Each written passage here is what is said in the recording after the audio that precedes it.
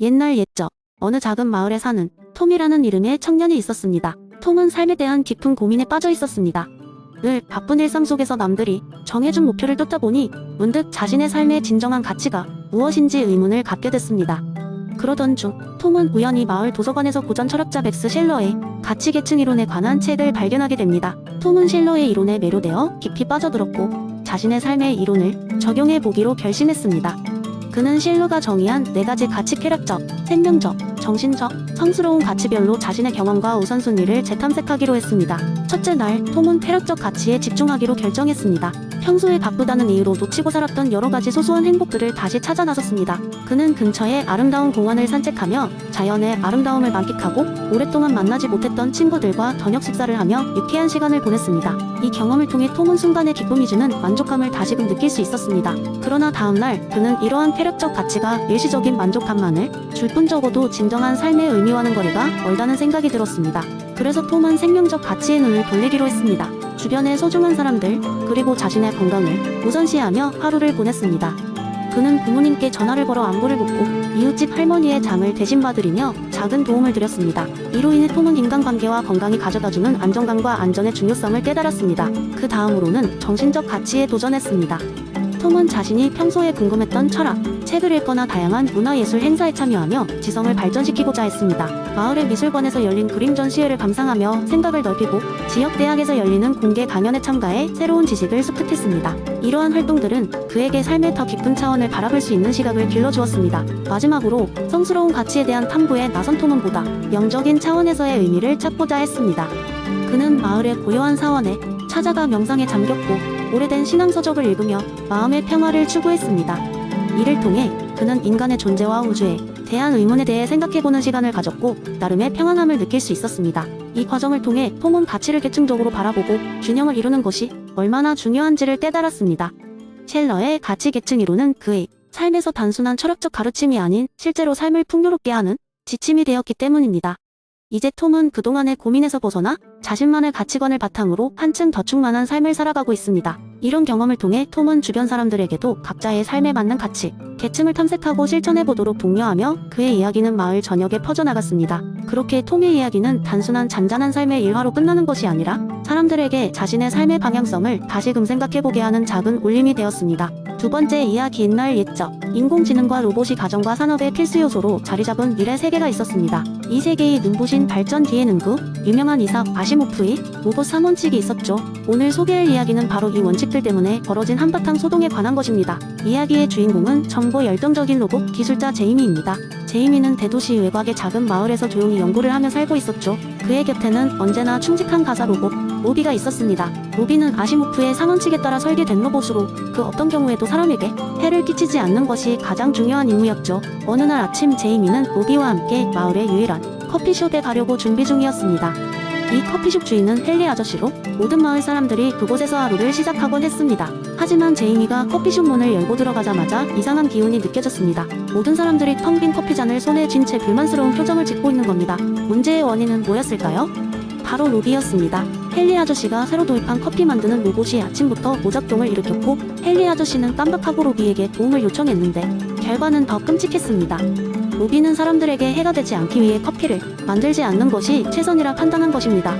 커피가 너무 뜨거워 화상의 위험을 줄 수도 있다는 가능성을 염두에 두었기 때문이죠. 사람들은 불만을 토로했고 제이미는 급히 로비를 제압하고 상황을 수습해야 했습니다. 헨리 아저씨, 로비에게 커피를 만들라고 명령하신 건가요? 제이미가 물었습니다. 헨리는 고개를 끄덕이며 말했습니다. 맞아, 하지만 저렇게 될 줄은 몰랐지. 제이미는 커피 만드는 로봇의 요리를 고치기 시작했습니다. 마침내 커피의 온도를 안전한 수준으로 유지할 수 있는 프로그래밍을 한 후 로비에게 다시금 도움을 요청했죠. 이번엔 로비도 안심하고 임무를 맡을 수 있었습니다. 마을 사람들은 드디어 따뜻한 커피를 마시며 마음을 진정시킬 수 있었고 모두 제이미와 로비에게 감사를 전했습니다. 제이미는 그날 이후로 로봇 3원칙에 대해 다시 한번 깊이 고민하게 되었습니다. 로봇의 지침이 늘 옳은 것은 아닐 수 있어 그는 속으로 생각했습니다. 어쩌면 인간의 지혜와 로봇의 규칙 유기경이 무엇보다 중요할지도 몰라. 그리고 그때부터 그 마을에서는 로봇과 인간이 함께하는 커피 만들기 대회가 매년 열리게 되었고 로비는 언제나 대회에 참여해 사람들에게 즐거움을 주었습니다. 로봇의 원칙이 사람들을 미소 짓게 만들 수 있다는 것을 모두 배운 셈이죠. 그렇게 그 마을은 로봇과 인간이 조화롭게 살아가는 모습을 보여주는 상징적인 장소가 되었답니다. 세 번째 이야기, 어느 시대인지는 모르겠지만 어느 작은 마을에 공자애인 개념을 너무나도 잘 아는 사람 영감님이 살고 있었다. 이 영감님은 항상 마을 사람들에게 인을 행하는 것이 얼마나 중요한지 이야기하곤 했다. 마을 사람들은 그런 이야기를 자주 들으면서도 가끔은 또 잔소리 시작이군 하며 가볍게 웃어 넘겼다. 그 마을에는 두 이웃이 살고 있었다. 왼쪽 집에는 성격이 매우 급하고 다혈질인 김씨가 살고 있었고, 오른쪽 집에는 느긋하고 항상 웃음이 가득한 박씨가 살고 있었다. 둘은 서로 성격이 정반대여서 마주치기만 하면 사소한 일로도 다툼이 일어나곤 했고, 마을 사람들은 그들 싸움을 구경거리로 삼으며 또 시작이군 하고 말하곤 했다. 어느 날 김씨는 아침 일찍 일어나 새로 산 소의 울타리를 고치려던 참이었다. 그런데 박씨의 닭들이 김씨의 밭에 들어와 새싹을 쪼아먹고 있는 모습을 보고 말았다. 김씨는 화가 머리끝까지 나서 당장 박씨의 문을 두드리며 고래고래 소리를 질렀고, 박씨도 지지 않고 맞받아쳤다. 결국 이웃 간의 싸움은 이번에도 삿대질과 욕설로 마무리되었다. 이 모습을 지켜본 영감님은 두 사람을 따로 불렀다. 영감님은 두 사람에게 공자의 인에 대해 다시 한번 차근차근 설명했다. 김씨, 박씨, 둘 다 자네들의 입장에서는 나름 이유가 있겠지만 진짜 중요한 것은 다른 사람의 입장에서 생각해보는 것이네. 박씨의 닭들이 왜 그랬을까? 김씨의 새싹에게는 진짜 어떤 피해가 있었나? 어디에 더 인을 베풀 수 있을지 한번 생각해보게. 김씨는 마지못해 고개를 숙였고 박씨도 부끄러운 듯 고개를 끄덕였다. 그리고 그날 이후 김씨는 자주 박씨네 집을 찾아가 서로의 농사 상황을 이야기하고 조언을 구하곤 했다. 박씨 역시 김씨의 밭에 닭들이 들어가지 않도록 더 신경을 썼다.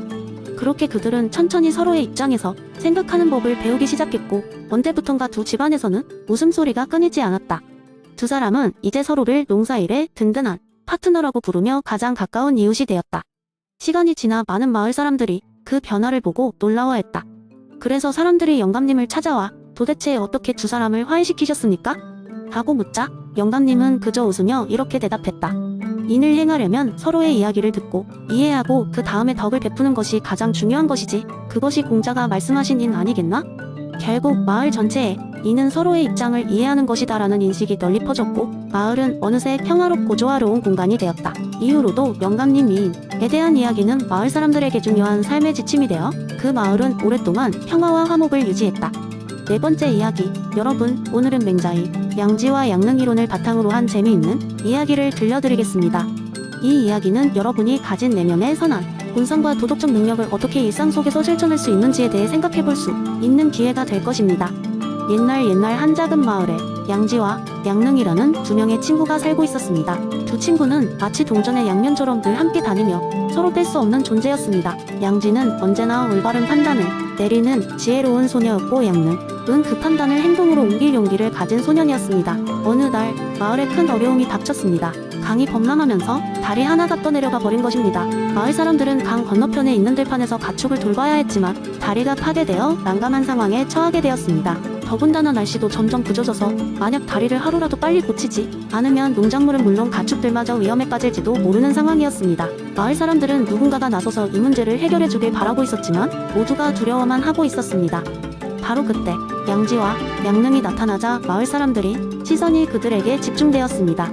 양지가 먼저 입을 뗐습니다. 여러분, 우리는 서로의 마음속에 이미 답을 알고 있습니다. 우리는 모두 선한 본성을 가지고 있으며 어려움에 처한 이웃을 도와야 한다는 것을 알고 있습니다. 양능이 그 말을 이어받았습니다. 맞아요. 우리의 내면은 우리가 할 수 있는 일을 지시합니다. 우리는 그저 그것을 행동으로 옮기기만 하면 됩니다. 두 친구의 말에 용기를 얻은 마을 사람들은 하나둘씩 발이 붙고 작업에 동참하기 시작했습니다. 양지는 사람들이 어떻게 하면 효율적으로 다리를 수리할 수 있는지 제안했고, 양능은 그 안내를 따라 행동하며 사람들을 이끌었습니다. 사람들은 저마다 가지고 있는 솜씨를 발휘해 나무를 모으고 새로 쌓을 다리에 기초를 다졌습니다. 열심히 힘을 합쳐 일하는 가운데 다리에 생명이 돌아오는 것이 느껴졌습니다. 시간이 지나자 마침내 다리가 다시 놓이게 되었고 강 건너편으로 가축을 돌보러 갈 수 있게 된 것입니다. 마을 사람들은 두 친구에게 감사를 표하며 그들의 내면에 항상 함께했던 양지와 양능을 떠올렸습니다. 우리 모두는 본래 선한 본성과 도덕적 능력을 가지고 있습니다. 이를 믿고 행동으로 옮길 때 우리는 더 나은 세상을 만들어 갈 수 있습니다. 이 이야기는 여러분의 마음속에도 있는 양지와 양능을 일깨워 줄 것입니다. 그저 가만히 있는 것이 아니라 여러분이 가진 도덕적 직관과 능력을 실천으로 옮겨보세요. 그리고 그 변화를 통해 주위 사람들에게 긍정적인 영향을 미치시길 바랍니다. 시간이 지나면 그 작은 행동들이 모여 더 큰 변화를 만들어낼 것입니다.